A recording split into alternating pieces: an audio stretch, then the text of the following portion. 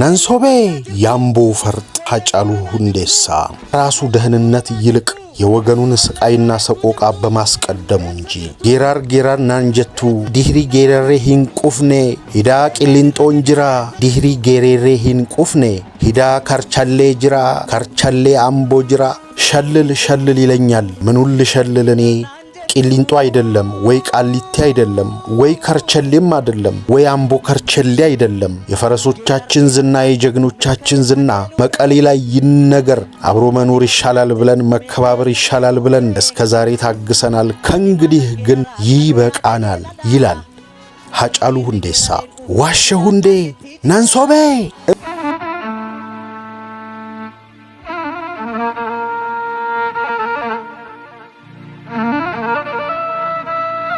ጣና ይስጥልን ሀብል ተረክ ቤት ኦሮሞ ህዝብ ታሪክ ወጣት ሆኖ ብዙዎች የሚወዱት ለህዝቦች ነጻነትና ለእኩልነት የታገለም ለኦሮሚያ ህዝብ ብቻ ሳይሆን ለመላው ኢትዮጵያውያን ማንም ደፍሮ በማይጋፈጥበት ፍለፊት ተጋፍጦ በጥበብ ያቀነቀነ ለኢትዮጵያ ህዝብ ነጻነት ታግሎ ውስብስብ በሆነ እንቆቅልሽ የተሰዋው ሃጫሉ ሁንዴሳ እንዘክረዋለን። ክንፋ አሰፋ በክንፋ አሰፋ ነንሶቤ የአምቦ ፈርጥ ሃጫሉ ሁንዴሳ አብራችሁን ቆዩ።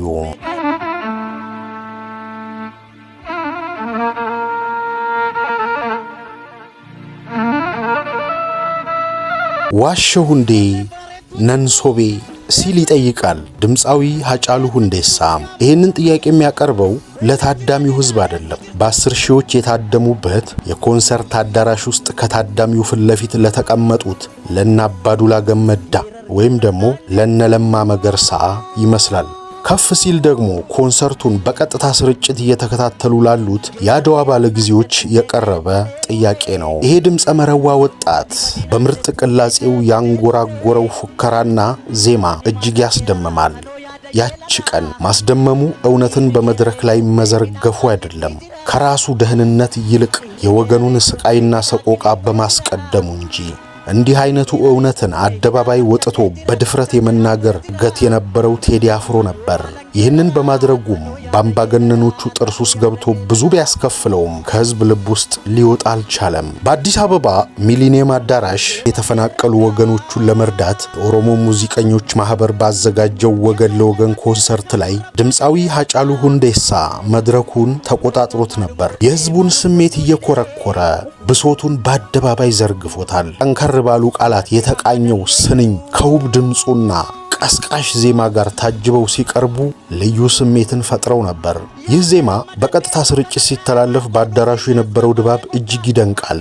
ሃጫሉ ይጠይቃል፣ ታዳሚውም ስሜቱን በጩኸት ይገልጻል። የኦሮምኛ ቋንቋ ባልችልና የሚለውን ነገር ባልረዳ ኖሮ ይጸጽተኝ ነበር። ይህ ወጣት ትንታግ ድምፃዊ መድረኩን ተቆጣጥሮ ይዞ እንዲህ ይል ነበር። ጌራር ናንጀቱ ዲህሪ ጌሬሬ ሂንቁፌ ሂዳ ቃሊቲ ጅራ ዲህሪ ጌሬሬ ሂንቁፍኔ ሂዳ ቂሊንጦን ጅራ ዲህሪ ጌሬሬ ሂንቁፍኔ ሂዳ ከርቻሌ ጅራ ከርቻሌ አምቦ ጅራ በዜማ ይህን ስንኝ በከፊል ወደ አማርኛ ሲመለስ ሸልል ይለኛል ምኑን ልሸልል እኔ ቂሊንጦ አይደለም ወይ ቃሊቲ አይደለም ወይ ከርቸሌም አይደለም ወይ አምቦ ከርቸሌ አይደለም ወይ መኖሪያው የወገኔ የፈረሶቻችን ዝና የጀግኖቻችን ዝና አድዋ ላይ ይንገረና መቀሌ ላይ ይነገር አብሮ መኖር ይሻላል ብለን መከባበር ይሻላል ብለን እስከዛሬ ታግሰናል ከእንግዲህ ግን ይበቃናል ይላል ሃጫሉ ሁንዴሳ። እስር ቤቱ ሁሉ አፋን ኦሮሞ ይናገራል ሲሉ እነስዬ አብርሃ እንኳን የመሰከሩለት ጉዳይ በመሆኑ ይመስላል ሃጫሉ በመሃል እንደ አዝማች አይደለም እንዴ ዋሸ ሁንዴ ናንሶቤ የሚለው የዓለምዬ ጌታቸውን ስንኝ የሚያክልበት በቃሊቲ በቂሊንጦ በከርቸሌ እየማቀቁ ያሉ የህሊና እስረኞች ጉዳይ ከራሱ ደህንነት በላይ ስላስጨነቀው ይችን አጋጣሚ መጠቀም ነበረበት። ይህ የጥበብ ሰው ከርቸሌም በወሬ ሳይሆን በተግባር ያውቃታል። ያድዋ የመቀሌ የሚላቸው ጥጋበኞች አምቦ ላይ አስረውት ለ2 ዓመት አሰቃይተውታል። ለእስርና ለዱላ ያበቃው ወንጀሉ መብቱን ማወቁ ነበር። በወሩ መጨረሻ ላይ በጊዮን ሆቴል ያዘጋጀው ኮንሰርትም በወያኔ ካድሬዎች ተሰርዞበታል። ተከባብረን አብረን እንኑር ያሉ የኦሮሞ መሪዎች እነ ፕሮፌሰር መራራ ጉዲና እነ በቀለ ገርባ ባድዋ ልጆች የግፍ ብትር እየተመቱ ነው።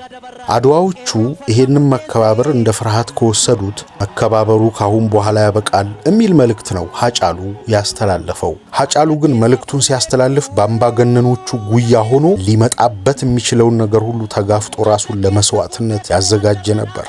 ጀግና ነው። የጊዜ ጉዳይ እንጂ አምባገነኑ ስርዓት ይሄዳል። የሃጫሉ ስራ ግን ምንጊዜም ይዘከራል። በጣም የሚያንገበግበው ግን ሃጫሉ ሁንዴሳ ደሙ ደመ ከልብ ሆኖ መቅረቱ ሲሆን በተለያዩ ሚዲያዎች ላይ ወንድምየው ሲሳይ ሁንዴሳ በሰጠው ቃለ ምልልስ ለመናገር የሚከብድ ከግምት በላይ የሆነ የኔ ነው ባላቸው ሰዎች መገደሉን ፍንጭ ይሰጣል። ጀዋር መሐመድም አልጸጸትም በተሰኘው መጽሐፍ ላይ ፍንጭ በሚሰጥ መልኩ አጋርቷል። ሃጫሉ ሁንዴሳ ግን ይተካል ወይ? ሃጫሉ ሁንዴሳ ድንቅ የኢትዮጵያ ልጅ የአምቦ ፈርጥ ነን ሶቤ የሚለው ብዙ ተብሎለታል። ስላገዳደሉ እንዲሁ ብዙ ተተርኳል። እውነት ግን እውነት ናት። እውነቷም አትቀርም። ህዝቡም ያውቀዋል፣ አያውራውም እንጂ ማን ገደለው በደንብ ይታወቃል። በተተኮሰበት ጥይት ህይወቱ ያለፈው ታዋቂው የኦሮምኛ ሙዚቃ ቀንቃኝ አርቲስት ሃጫሉ ሁንዴሳ የቀብር ስነ ስርዓቱ የተፈጸመው ሰኔ 25 ቀን 2012 ዓ.ም ነበር። በተወለደበት አምቦ ከተማ በሚገኘው ገዳመ ኢየሱስ ቤተክርስቲያን የአርቲስቱ አስክሬን ሽኝት ስነ ስርዓትም በአምቦ ዩኒቨርሲቲ ስቴዲየም ተከናወነ። በዛው ዕለት በፖሊሶችና በወጣቶች መሃል በተፈጠረው ግጭት የ48 ዓመት ዕድሜ ያለው የአርቲስት ሃጫሉ የአጎት ልጅ በተተኮሰበት ጥይት ህይወቱ ማለፉ ታውቋል። ያሳዝናል። አርቲስት ሃጫሉ ሁንዴሳ ባለትዳር የሶስት ልጆች አባት፣ ህይወቱ ሲያልፍም የ36 ዓመት ወጣት ነበር። የአርቲስት ሃጫሉ ግድያ የተቀነባበረ ሴራና ስልጣንን በአቋራጭ ለማግኘት የታቀደ ነው ብለው ነበር አቶ ሽመልስ። የፌዴራሉና የኦሮሚያ ፖሊስ በጋራም በሰጡት መግለጫ ጀዋርን ጨምሮ 35 ሰዎች መታሰራቸውን የገለጹ ሲሆን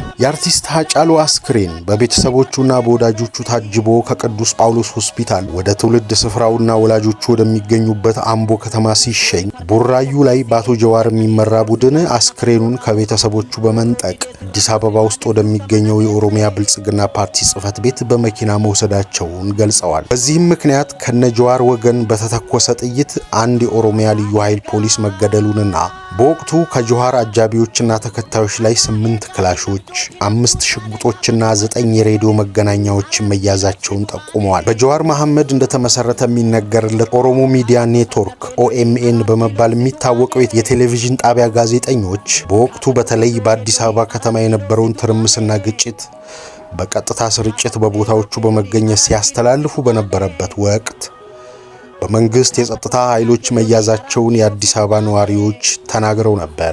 ከዚህም በተጨማሪ በወቅቱ በአዲስ አበባ የሚገኘው የቴሌቪዥን ጣቢያውም በመንግስት ኃይሎች ተከቦ የነበረ ሲሆን ከአዲስ አበባ የሚያደርገውን ስርጭት እንዲያቋርጥ በመገደዱ ስርጭቱ ከምድር አሜሪካ መቀጠሉ ተደምጧል። ጠቅላይ ሚኒስትር አብይ አህመድ ለኢትዮጵያ ሕዝብ ማክሰኞ ሰኔ 23 2012 ባስተላለፉት መልእክት በተለይ በሰኔ ወራቶች የኦሮሞ ሕዝብ ከሌሎች ብሔሮች ጋር እንዲባላ፣ እንዲጋደል፣ ደም እንዲቃባ በተደጋጋሚ ሙከራ ሲደረግ እንደነበር አስታውሰዋል። አክለውም በግልጽ ጦርነቱ አዲስ አበባ ጀምረን አዲስ አበባ እንጨርሰዋለን ያሉ ወገኖች መኖራቸውንም እንዲሁ ባለፉት 3 ሰኔዎች የተለያዩ ግድያዎችን በመፈጸም የተጀመረውን ጉዞ ለማደናቀፍ መደረጉን በመጥቀስ ከሁለቱ ሰኔዎች በተለየ መንገድ በዚህኛው ሰኔ የማይመለከተው ሰው እንዲገደል ተደርጎ ከፍተኛ ድንጋጤ፣ ከፍተኛ ጥርጣሬና የእርስ በርስ ግጭት እንዲፈጠር ሙከራ ተደርጓል ብለው ነበር። በመጨረሻ እንዲህ ብለው ነበር። መላው የኢትዮጵያ ሕዝብ እንዲገነዘበው የምፈልገው ሃጫሉ የኛ መታወቂያ ባይኖረውም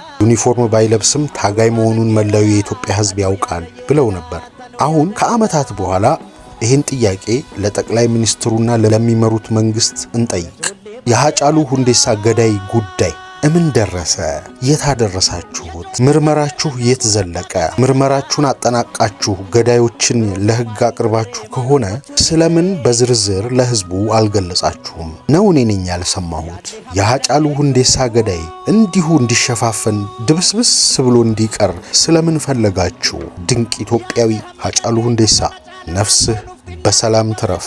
ነንሶቤ